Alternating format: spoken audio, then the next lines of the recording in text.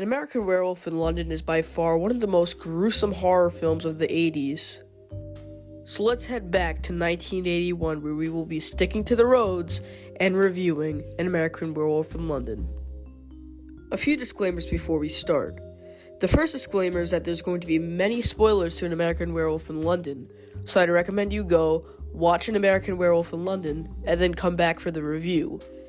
The second thing is that if you are wondering why my voice sounds like this, and if you are new to the channel, my voice does not usually sound like this. I have a cold and my nose is probably the most stuffy it's ever been in my life. But let's look past that and get right into the review. Production started in 1969 with John Landis writing a script to An American Werewolf in London. In 1981, he decided to make it into a film, and he hired Rick Baker as the special effects worker.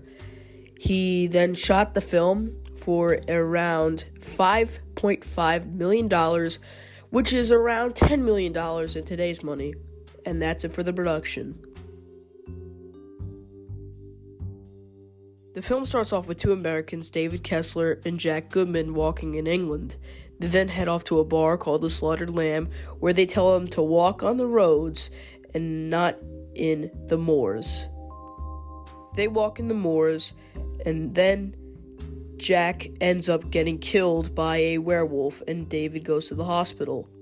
We then meet a doctor and a nurse, Alex, who is helping David through his recovery.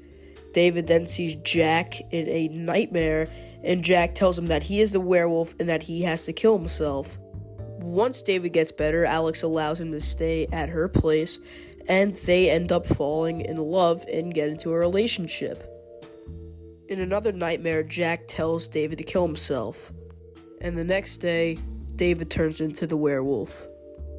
David then goes on an all-out killing spree, killing people in parks, in subways, you name it. He then wakes up in a zoo, and he is also naked because he deformed and turned back into a human after he was a werewolf.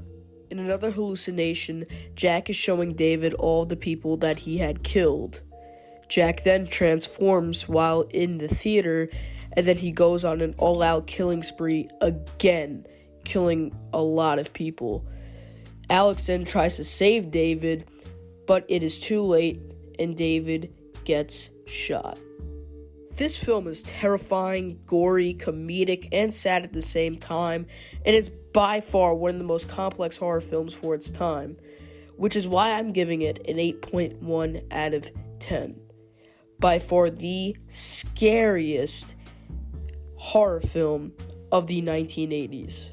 Tune in on Friday, where I'm going to be reviewing the first film noir on this channel, Big House USA.